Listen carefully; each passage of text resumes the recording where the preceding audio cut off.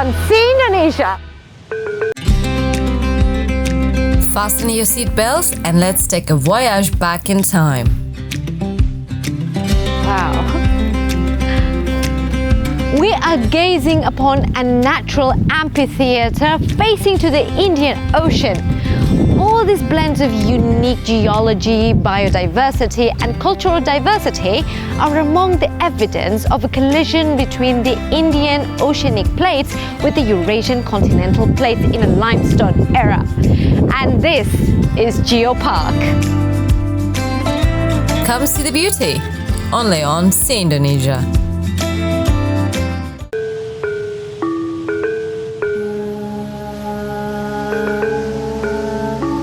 I had a dream of being stranded somewhere on a beach.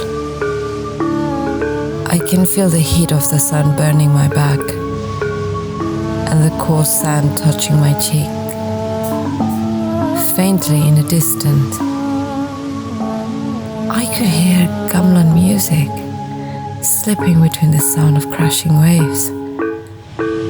And it gets louder and louder within my ears, telling me to open my eyes. Soon I found myself alone, but then I sensed strong presence of something in a haze. A figure appears. It gets clearer with every beat. Yet I don't feel any fear in my skin. Instead, there's a warm feeling inside me all of a sudden. It's as if I know her, that I already know her eyes, and the smile in the corner of her face by memory. How graceful she is, the sash moving as if it's part of her body. I want to say something, but I'm left speechless. Perhaps this isn't my turn to speak. She kept dancing, guiding me to the unknown, and then she whispered, "You shall find me. You shall tell them my story," before vanishing into the sea that carries her.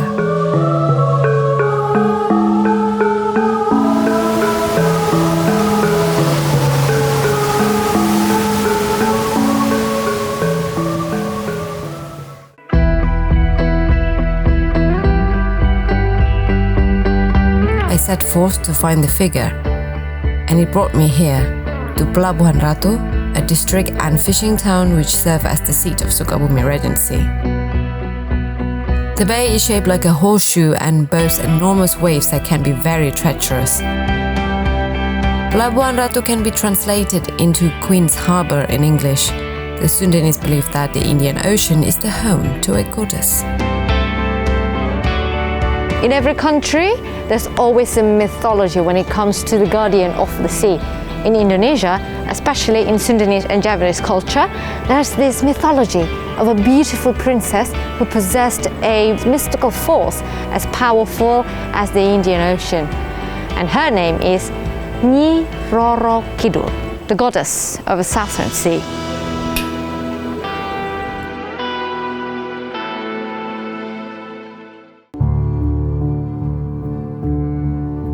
Nyai Roro Kidul, which is known by many different names, which reflects her diverse origin story, told in various sagas, legends, myths, and traditional folklore.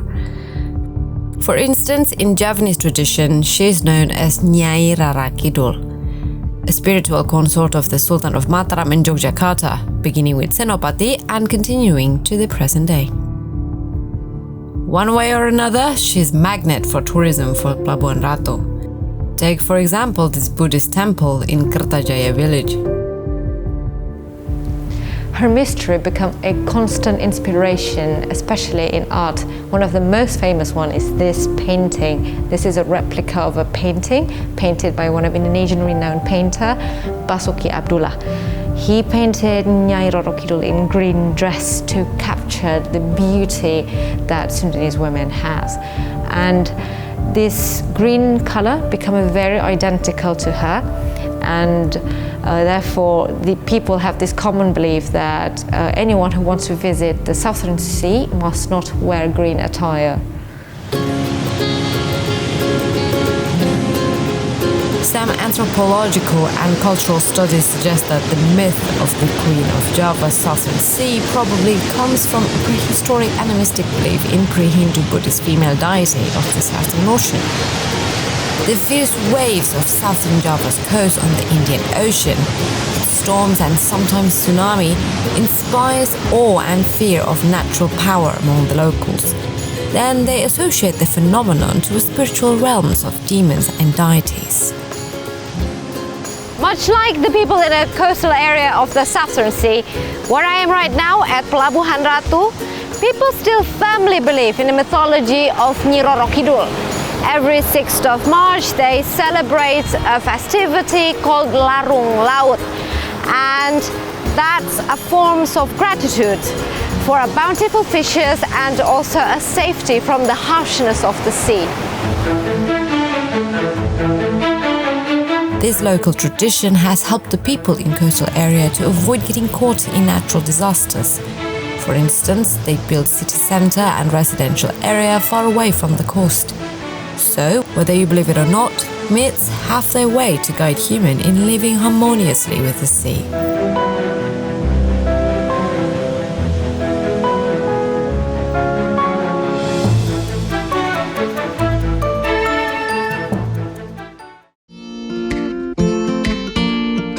Now we're moving further to Chisolok sub-district to visit a traditional Sundanese village, the Kasapuhan Sinaresmi village.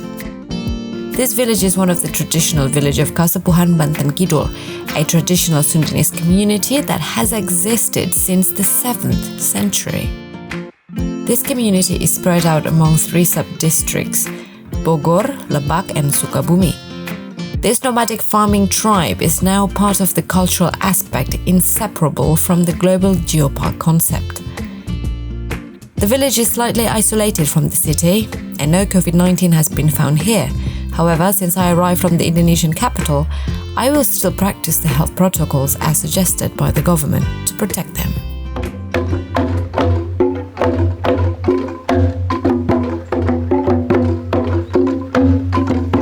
As I arrive, the people welcome me with the Dog Dog Lojor musical performance. The name refers to the kendang-like bamboo instrument. For performance, they are usually paired with another bamboo instrument, the angklung. Those guys in the back. The women are singing a joyful song. The performance is closely linked to the harvest celebration. I can't help myself. The Sundanese blood in me is very happy.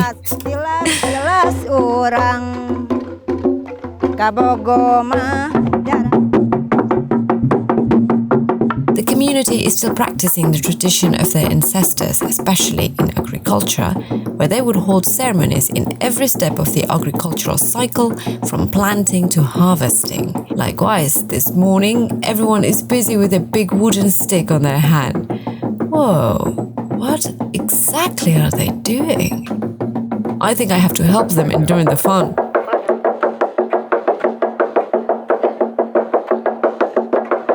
Do you hear the music? Very festive. So this thing, it is called nippon. So nippon basically making a flower. Why are we making a flower? Because we're making 3 different cakes today. This semi-musical activity is called tutunggulan. It's a traditional art form inspired by everyday agricultural activities. The music came from the clashing of the lisung, a boat-shaped implement used in threshing rice or other grain products, and halu, a wooden stick used to beat the grain until it separates from the husk. It is also an ancient way to communicate, indicating that they are celebrating something. The flour we are making came from rice and sticky rice grains. Once the rice become powder, the flour would be transferred to the next process, sifting the flour with a cloth to break up any lumps. Sifting may take 2 rounds depending on how thin the flour should be. Thanks to these women, now I know how to make flour manually.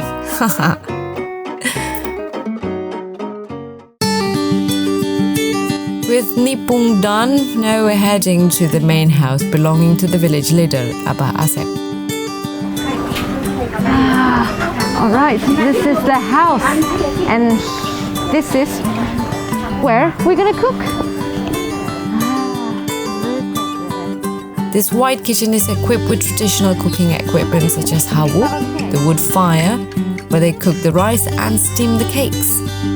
Everyone is busy with something, whether it's preparing banana leaves for wrapping, caramelizing the palm sugar. Some also prepare lunch. Ambu Nur, Abah Asep's beautiful wife, is the kitchen coordinator. She is the hostess with the mostess. Aduh, sabarasan Abu. Sampai teteh. Ini teh nuju ngadamel naon Ibu? Iya nuju ngaguntingan daun kanggo ngadamel papais cau. Oh, papais cau. Wah, papais cau berarti bade ngadamel papais cau, awuk, sareng pasung. Eta teh kan dari tepung beras semuanya Bu ya. Sadayananya eta teh. Tepung beas. Bisa diganti sama tepung lain atau nggak bisa Bu? Terbiasa teh. Oh, gitu. Kenging tina tepung terigu gitunya. Ya, mohon. Jadi memang harus hasil panen. Kan tujuannya memang mensyukuri. Acara rutin setiap sebulan sekali, setiap bulan purnama. Nya eta teh disebatna teh malam 14 In fact, anything that has something to do with crops must be handled by hand and processed naturally, like what we just did. This is an important value shared by the ancestors in respect to nature. Sesuatu yang sudah disediakan Gusti Allah tuh harus dimanfaatkan untuk mencegah hal-hal yang tidak itu. Ya makanya menggunakan alam. Kalau alam kan selalu tersedia. Betul. Nah tergantung kita mempergunakannya. Kalau alam dirusak ya dia mungkin tidak akan memberi kehidupan. Tapi kalau alam kita jaga, insya Allah alam juga akan memberi kehidupan buat kita. That is very deep. More than that, I could feel that sense of togetherness as I helped them around the kitchen. Come lunchtime, Abah Asep insists that we eat together and have a taste of their rice. An offer I cannot refuse, of course. What we have are Sundanese dishes which I love so much, from the humble fried salted fish to chicken or pork. And any Sundanese meal wouldn't be complete without lalaban or vegetables. Some can be eaten raw like this watercress or green eggplants, but you can also eat them boiled like that sakaram edul, or locally known as turubu, sugar-rich fiber stalk. And believe me, it tastes delicious. 2 choices of rice, white and red ones, complete our meal. As the host, Abah started the feast with a humbling custom, dipping a finger in salt. Tata, baru kita baca doa. Kayak gitu. Disitulah rasa. Betul nggak? Tidak akan beda. Ya, makanya di sini orang sini tidak akan membedakan ras, suku, agama atau apapun karena sama dirasa itu samanya. Rasanya apa tadi? Coba. Rasanya apa? Asin. Berarti orang lain juga pasti rasanya. Orang Inggris rasanya. Orang Belanda. Orang Cina. Berarti sama. Alah, bismillahirrahmanirrahim. And honestly, it's a good way to stimulate our appetite. Somehow the food on my plate tastes better. So good that I had 3 helpings, which is rare for me. Abah also offers tips in maintaining good relationship with partners or family members through the communal meal. There's nothing better like sharing a meal with the people you love. Aww. In the afternoon, rain is pouring gently from the sky. It washes off the heat and gives off such a refreshing breeze. It's a good time for coffee breaks and some deep conversation. Abah Asep is the 10th generation leader of Kasepuhan Sinar Resmi. For years, the lineage of the Kasepuhan has maintained the ancient farming ways. Cara adat di sini, jadi kalau misalkan bajak sawah tidak boleh pakai mesin, Artinya pakai ke situ pakai traktor nggak boleh, harus pakai kerbau atau pakai manusia. Dan nanti juga hasilnya harus khusus di padi itu tidak boleh dijual beli. Nah, sifatnya hanya konsumtif. Karena di dalam padi itu mengandung sumber kehidupan. Jika konsentrasi itu tidak mungkin untuk memperjualbelikan kehidupan itu sendiri, iya. Dan hanya boleh menanam 1 tahun itu hanya 1 kali saja. Jadi diibaratkan ini bumi itu indung, ibu, bapak itu langit. Nggak mungkin seorang ibu atau seorang perempuan melahirkan di dalam setahun itu sampai 2 kali, hanya 1 kali. Dan dengan segala kearifan lokal yang ada, mungkin untuk menjaga keseimbangan itu sendiri. He sure can reap what he sow. In 2016, President Joko Widodo awarded him the Adikarya Pangan Nusantara in Food Sustainability category. Abah tidak kenal pupuk, tidak kenal pestisida. Contohnya apa? Kalau Abah menyimpan padi di dalam lumbung, di dalam luit, misalkan ada yang 40 tahun itu nggak aneh, 50 tahun itu nggak aneh. Iya. Bisa gitu, Bah? Iya. Nggak rusak gitu? Kan tadi balik lagi ke alam. Justru kalau kita menggunakan pupuk itu tidak akan lama. Jadi alam yang mengurus dengan sendirinya, dengan cara alam itu sendiri. I'd love to chat more, but the cakes are ready now. I want to taste the result of my labor. Let's try papayas. Papayas usually has something in the center. This one is banana, which means it's true. I could have been helping them making this or Tasha did.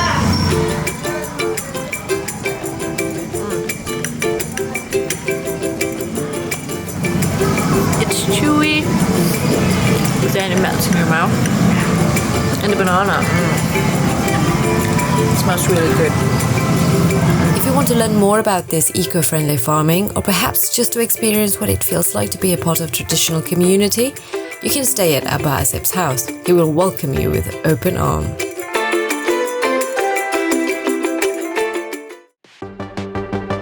And to wrap up our journey, I think we are ready to explore the geotourism side of it. It's the primordial geological heritage that makes Ciletu Geopark the first in Indonesia and a part of UNESCO's Global Geopark Network. The park itself covers an area of 128,000 hectares, spread over 8 sub-districts and 74 villages of Pelabuhan Ratu.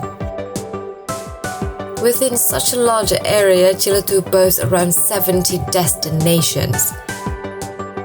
But I will take you to a place where it all started, Kunti Island, at the tip of the peninsula in the Cibanteng Wildlife Sanctuary. To get there, I have to take a wooden boat about 15 minutes from the Palampang port. We're gonna sail through Cimarijung River to Palampang Seaways. What makes this place unique is how it was formed, from the sedimentation of melange rocks. It is estimated that this process occurred between 55 million to 65 million years ago. It's a result of a collision between Indo-Australian and Eurasian plates, which are reduced to the surface until they finally form the further stretch of the peninsula. The proof of this phenomenon is the presence of nummulites fossils. I mean, look at all the rocks around me, all different shapes and sizes. One looked like a crocodile's back. On the rock you'll find mollusk fossils. It's also common to spot a live one too. It's amazing. The color is different from the rest of the rocks around here. It's a bit like deep red, and then there's like yellowish stuff, and then there's like a lot of small snails, like this green. I mean, look at this. I think it's still alive, so I'm going to put it back.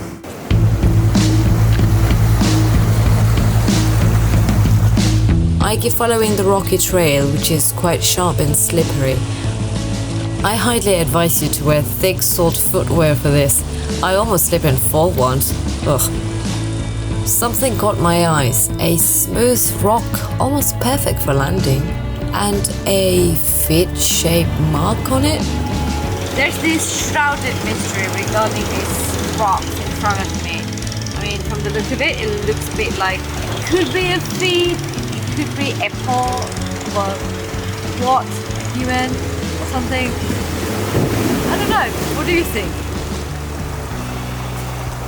Right behind that rock is a cave. So the cave is resulted from the abrasion years and years. It looks like this, it's more dry. And there's a big possibility that the abrasion will still gonna continue to carry on. Take some time to marvel at the view surrounding the cave, because we can only see this during the low tide periods.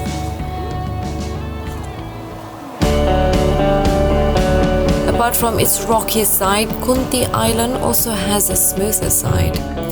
This side is the perfect spot for hanging out, relaxing. It's like a less serious side of the island, because she's educational, but also knows how to enjoy life. And there's no harm in having a little fun in the sun.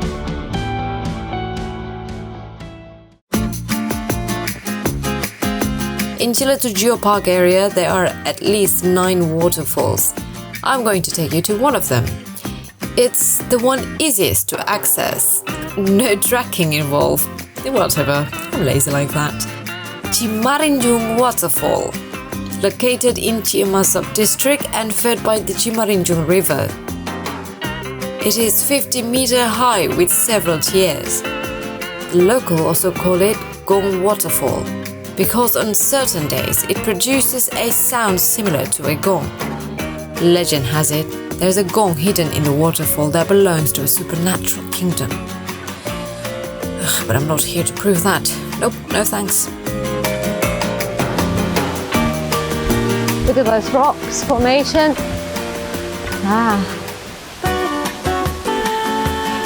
Breccias and tufaceous sandstones form the underlying layer as a part of the Cikarang member of Jampang Formation. The formation is one of the lower Miocene era, estimated around to be 23 to 16 million years old. The waterfall too forms due to faster erosion of softer rocks lying beneath the harder ones. It then forms a notch on the harder rocks and pool on the softer ones. The water flow then continued to retreat along with the erosion process and left leaf-deep valleys and waterfalls between the rocky walls. Wow, I'm blown away by all these rocks. Test the water too. The stream pretty calm, perfect for swimming around or just to take a picture. This place is everyone's favorite spot to take a picture, so take my picture, please. The water here is also used to irrigate hundreds of hectares of paddy fields in the area. Yep, that's why we have to keep the water clean. If you come to the waterfall around the afternoon, it's less crowded. You can contemplate a little, like I do.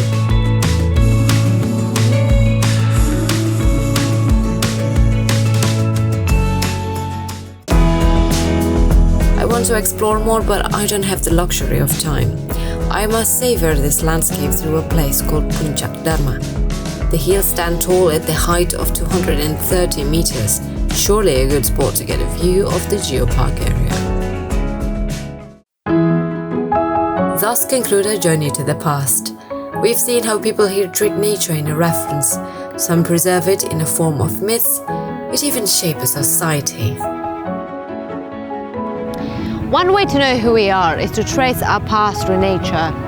As the world changes throughout time, turning mountains into ocean, ocean into land, humans have always had to adapt and maintain a good relationship with nature. And marveling at that kind of view, I do feel the connection as others before me with nature.